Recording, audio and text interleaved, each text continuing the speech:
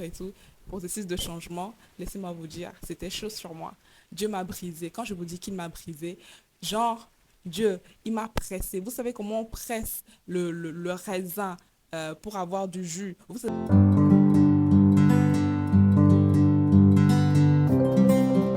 Bonjour à tous, soyez les bienvenus sur Pizza Journey. C'est un plaisir pour moi de vous retrouver encore aujourd'hui. Merci beaucoup pour le soutien, merci pour tous ces abonnés, pour toutes ces personnes qui se sont abonnées à ma chaîne. Pizza Journey, c'est une chaîne qui parle de motivation, de foi, de lifestyle, des vlogs entre amis, en famille, etc. Merci de me soutenir. Pour ceux qui ne sont pas encore abonnés, merci de vous abonner, d'activer la cloche de notification et commenter, liker, partager, c'est comme vous voulez. Merci de soutenir une sœur. Que Dieu vous bénisse. Donc aujourd'hui, nous allons parler de la difficulté à marcher avec Dieu. C'est un sujet, mais vraiment que je trouve qu'on n'en parle pas beaucoup. On n'en parle pas beaucoup. En fait, cette année, j'ai commencé l'année 2023 avec beaucoup de tristesse dans mon cœur, beaucoup de chagrin, ce sentiment d'abandon, de rejet, de tu n'es pas assez bien. euh, et en plus, il y a le décès d'une amie, enfin, de quelqu'un avec qui j'avais travaillé et qui m'a beaucoup touchée. Du coup, ça m'a fait beaucoup de peine et beaucoup de tristesse. Et je ne comprenais pas, j'étais confuse, hein. Je dis, mais comment c'est possible qu'une année nouvelle commence comme ça? Et j'ai fait une prière à Dieu. Je ne sais pas si vous savez, mais généralement, c'est quand on a des problèmes, quand on est dans le gouffre, quand on est dans un tunnel, on ne sait plus à quel saint ni à quelle médecine se vouer. En ce moment, on se rappelle de Dieu, notre Créateur, le seul et l'unique, notre source. On se rappelle de lui. Et j'ai fait cette petite prière dans ma chambre et j'ai demandé de l'aide en fait. Et vous savez, généralement, quand on est dans des problèmes, dans des situations difficiles et qu'on on vient vers Dieu humblement, il nous écoute et il répond très rapidement à nos prières. Il est écrit dans la parole, Matthieu 11, verset 28. Je jette un coup d'œil donc sur ma note. Venez à moi, vous tous qui êtes fatigués et chargés, et je vous donnerai du repos. Voilà, c'est écrit.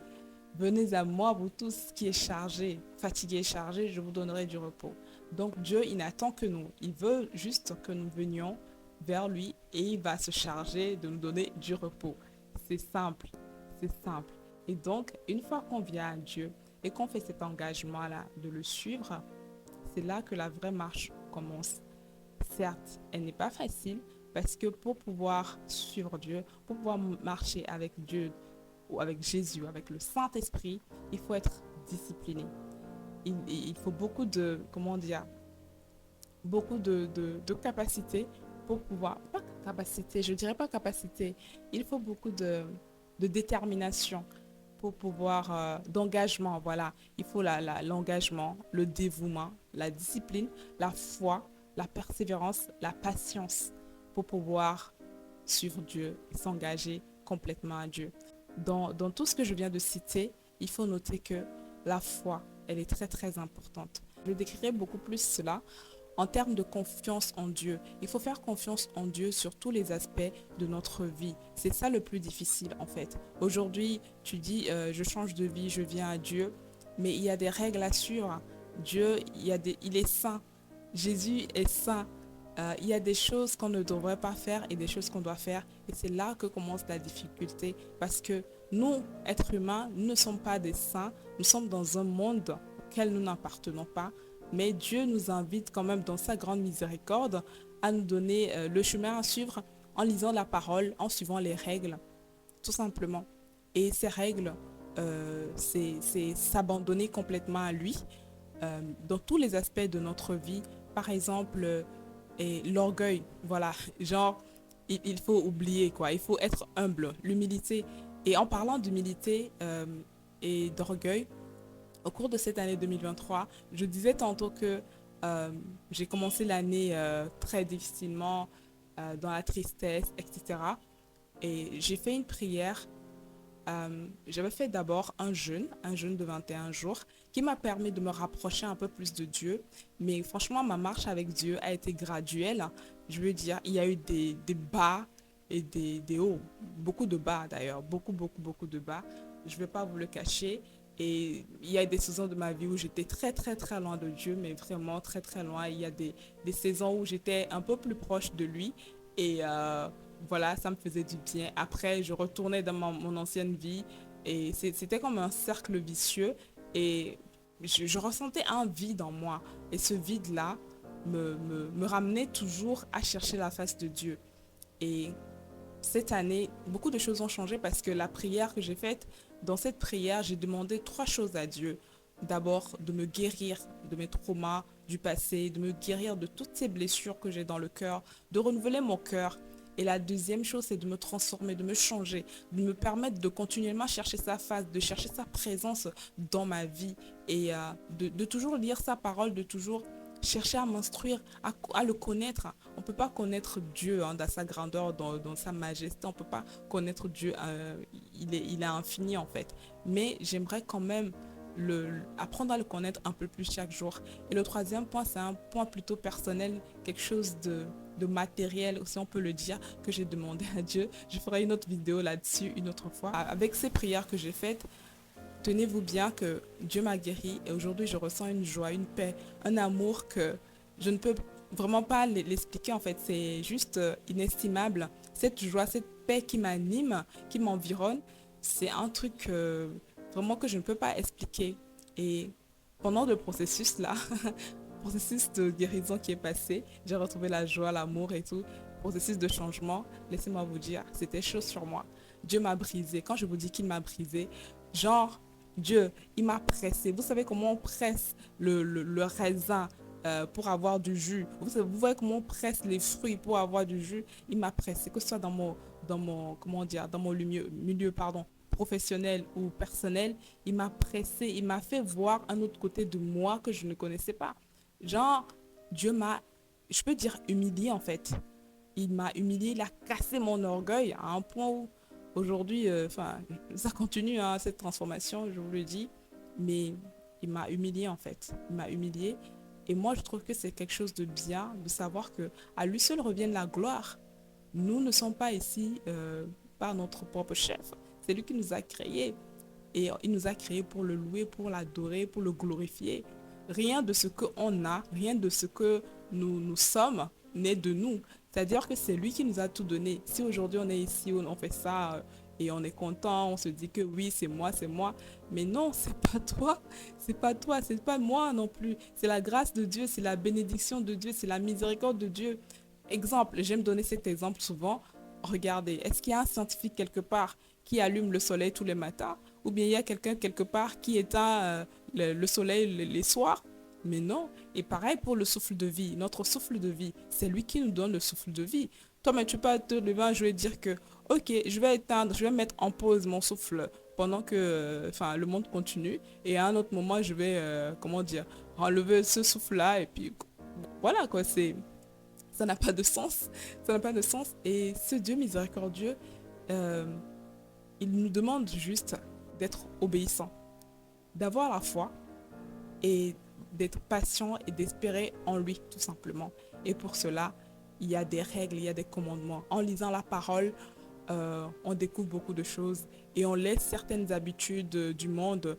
euh, il y a beaucoup de choses, hein. On connaît tous nos démons un peu. On connaît tous nos démons et Dieu, il est compatissant, il est plein de compassion et il sait pardonner. Tu peux être tout ce que tu veux dans le passé. Ton passé ne te définit pas. Dieu, il ne regarde pas à ton passé. L'essentiel, c'est que tu viennes à lui, sincèrement, tu le reconnaisses en tant que Seigneur.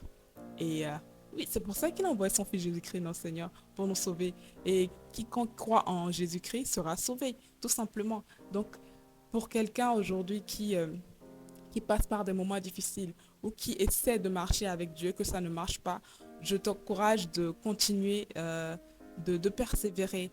Il a dit dans sa parole que le juste tombera 7 fois, mais il ne va pas l'abandonner, il va toujours le relever. Donc, Tu peux tomber, mais sache qu'il ne t'abandonnera pas. Tu peux toujours te relever parce que personne n'est parfait. Dieu, dans sa grande miséricorde, il pardonne à ses enfants. Donc, certes, marcher avec Dieu n'est pas facile, hein, pardon. Ça demande beaucoup de discipline, beaucoup d'obéissance. Il faut obéir, obéir et obéir. Aujourd'hui, je témoigne, je dis ça parce que je suis dans un état, mais vraiment, je, je souhaite ça à tout le monde, en fait. Une certaine plénitude, mais vraiment, une certaine plénitude. Dieu, il est vivant, il est fidèle, hein. Je vous le dis, il est fidèle. Et je reviendrai encore pour témoigner. En parlant de difficultés, vous savez, même Jésus, qui est Dieu, qui est Dieu parce que vous savez, c'est la Trinité, Dieu le Père, Dieu le Fils, Dieu l'Esprit Saint. Jésus étant Dieu, mais venu dans le corps humain, à un moment donné, dans la Bible, je vais vous lire le passage du coup. C'est Luc 22, versets 42 à 43. Il disait, Père, si tu voulais éloigner de moi cette coupe, toutefois, que ma volonté ne se fasse pas, mais la tienne. Alors un ange lui apparut du ciel pour le fortifier. En fait, c'est pour vous dire que être un être humain, être dans le corps d'un être humain, enfin, c'est pas facile en fait de pouvoir de pouvoir marcher avec Dieu. Mais que sa volonté uniquement soit faite parce que c'est lui qui va te donner la capacité. S'il te dit de faire quelque chose, c'est-à-dire obéis et il te donnera la capacité de le faire. C'est lui qui donne le vouloir et le faire, tout simplement. Dieu, il est miséricordieux, il est vivant. Voilà, et puis je pourrais donner l'exemple de ces hommes de Dieu dans la Bible qui ont été obéissants, intègres, qui ont obéi vraiment à la voix de Dieu. Et vous pouvez voir l'exemple de Job, un homme intègre, mais vraiment qui est passé, mais vraiment pas une épreuve. On n'aimerait pas être à sa place. Et à part lui, il y a eu, je peux citer le couple Zacharie et Élisabeth, les parents de Jean-Baptiste, eux aussi, Marie aussi, la mère de Jésus, et même Moïse. En fait, Dieu, il passe par tout le monde pour faire ce qu'il a envie de faire. C'est lui le Dieu de la grâce. À lui seul revient la gloire. Donc, mon frère et ma sœur en Christ, euh, moi, ma vie a changé au cours de cette année. Littéralement. Voilà, ma relation avec Dieu aujourd'hui a beaucoup changé, beaucoup évolué. Et j'aimerais que ça continue comme ça. Et on ne peut pas connaître Dieu dans son entièreté, mais j'aimerais être plus proche de Dieu tous les jours, chaque jour. Et je vous souhaite la même chose. Je te souhaite la même chose. Si tu es au fond du gouffre, si tu sais plus à quel saint ni à quelle médecine te vouer, il n'y a que Dieu.